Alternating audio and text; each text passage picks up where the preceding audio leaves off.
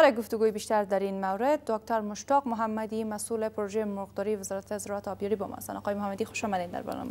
در آغاز در مورد این فرم ها بگوین که این فرم ها به کجاها در کدام ولایت ها کدام روستاها بیشتر ایجاد شده؟ اول سلام بر شما و بر بینندگان محترم شما و بینندگان تلویزیون محترم و همکاران شما. این فرما که هستند در بسیاری زیاد نقاط افغانستان ایجاد شده، خصوصا کاپیستا است، پروان است که مسائل جای دیگه پیش میبرد، تخار است و بعضی نقاط دیگه خصوصا که ما پیش میبریم دو ولسوالی را پیش میبریم، یکی بگرامی و دی سبز در کابل پیش میبریم که فعلا در فیز چهارمشان رسیدیم. چقدر کارمند دارن؟ به چقدر مردم کار میکنن در این فرم مرغداری؟ نه، هر پروژه متفاوت است که کارمندشان و از ما پروژه ما که هست 12 فرم پیش میبریم، تقریبا 24 نفر که در هر فرم یک نفر خانم کار میکنه، یک نفر شوهرش و یک مرد که همراهش بچهش باشه که از دیگرش باشه. خب حالا ایجاد چنین فرم ها چقدر میتونه که برای خودبسندگی کشور در زمینه تولید تخم مرغ، گوشت مرغ از که از بیرون صادر نشه داخل افغانستان چقدر میتونه نقش داشته باشه؟ این فرما خواستم یک قسم تجربی است که مردم باید یاد بگیرن و در رشد اقتصاد مردم به وضاحت کاریابی برای مردم بسیار خوب است، اما باید این فرما قسمی شود که ما استاک مادری از خود داشته باشیم، یعنی امیج خود چوچه تولید شود، خود چوچه کلان شود و دانه تولید شود، ما کشتارگاه ها داشته باشیم، مصلحات داشته باشیم، پروسس داشته باشیم، در مارکتینگ خوب، در مارکتینگ نه که امروز کمک شود که ما بتانیم به بازار درستی را عرضه کنیم، نه به قفس ها و چونی ها و چیزهای دیگه. باید خود دولتی را خریداری کنه، پروسسش کنه یا یک کسی دیگه باشه، یک اینجای دیگه باشه که را پروسس کنه، بعداً به بازار عرضه بداره. در غیر از او پروژه در آینده ناموفق می باشد، چون بازار به اختیار بازار ما را تولید میکنیم. وقتی که ما نقص کنیم نمیتونیم را پیش ببریم. حالا فرمایی که ایجاد شده اینا چقدر از امکانات که یک فرم داشته باشه چقدر با امکانات مجهز هستند؟ مثلا یک فرم یک ماشین چوچه کشی نیاز داره. آیا ماشین داخل افغانستان است؟ ماشین ها هست داخل افغانستان، اما تخمی که ما به خاطر مرغای گوشتی است او را نداریم. از مرغای تخمی است که و خوب است. خب این تخم را از کجا وارد میکنیم؟ ما چوچه را وارد میکنیم، از پاکستان وارد میکنیم، خوراکام از پاکستان وارد میکنیم، چوچه هم از پاکستان وارد میکنیم و یک مقدار خوراکایی که خود افغانستان تولید میکنه به نام تلپسرلی است و چندین تا دیگه‌اش است، خوب هستند، اما کیفیت خوراکی که ما از پاکستان وارد میکنیم بهتر از خوراکایی که است که در افغانستان تولید میشه. خب کاروبار فرما چطور است؟ عایداتشان چقدر است در یک سال، در ماه، در عایدات ما خب پرورش مرغای گوشتی را به پیش میبریم، عایدات بسیار خوب دارند، تقریبا 50% گفته نمیتونیم 30% مفاد دارند.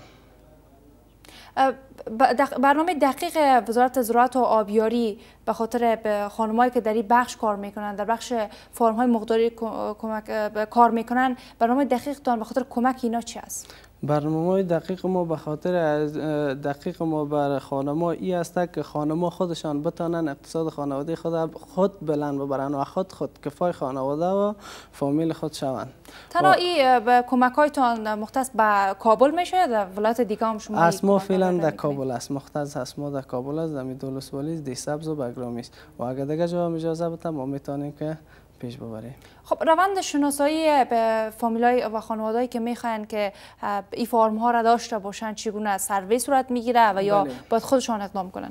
بله، این خانم ها قسمی باشه که ما را در یک قسمت یک ولسوالی معرفی میکنه که اینجا فرم ها ایجاد شود. ما میتونیم تمام قریه و قصبات همه جای از را سروی میکنیم، بعد از سروی انتخاب میکنیم که کی واجد شرایط است.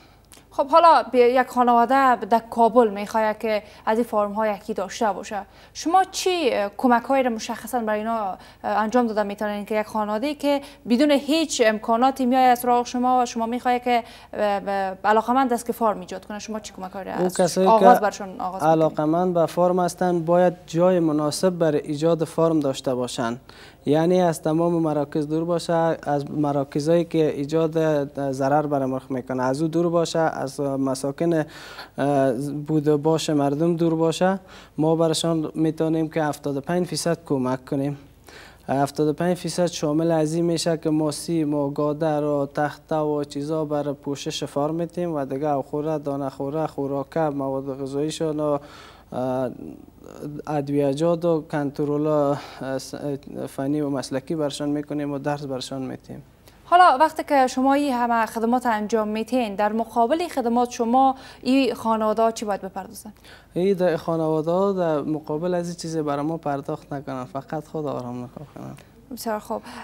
حالا بگوین از چالش هایی که فرارای کسایی که در این زمینه کار میکنن چی ها است؟ چالش های ما بزرگترین چالش است که باید مارکتینگ درست صورت بگیره. مارکتینگ چه وقت درست صورت میگیره؟ در صورتی که ما مصلح می داشته باشیم. خوراکه، خود افغانستان باید خوراکه تولید کنه، استاکای درست تولید چوچه را خود افغانستان جور کنه، یعنی استاک مادری تولید تخم مرغای گوشتی در خود افغانستان که ایجاد شوه، ما خود ما چوچه را تولید کرده میتونیم و ماشینایی که باید به خاطر تولید دانه و خوراکه برای مرغ باشه خود افغانستان تهیه کنه. ما احتیاج پاکستان نباشیم، ما از پاکستان نبریم خوراکه، از خود ما تولید کنیم. ما 70% یا 45% و 50% مصارف خود در خوراکه میپردازیم و هم به پاکستان. حالا سوالی را که باید از تون میپرسیدم حالا میپرسم. گفته میشه که بعضی از کسایی که فرم های مرغداری را اینا ایجاد میکنن، اینا میتونن که ماشین چوچه کشی را خودشان بسازه. آیا امکان داره؟ این امکان فعلا نداره، به خاطر که تخم ما نداریم در افغانستان، تخم مرغای گوشتی را نداریم. خب برنامه آینده شما به خاطر گسترش این کار چی است؟ برنامه آینده ما به خاطر گسترش از این کاری است که ما می‌خواهیم که با کمک دولت باید استاک مادری تولید تخم مرغ گوشتی داشته باشیم و همین برنامه خود خوبتر بهتر بر افغانستان رایج بسازیم و در دیگه جای زمینه اجرا پخش بسازیم. تشکر از حضورتان در برنامه آقای مشتاق.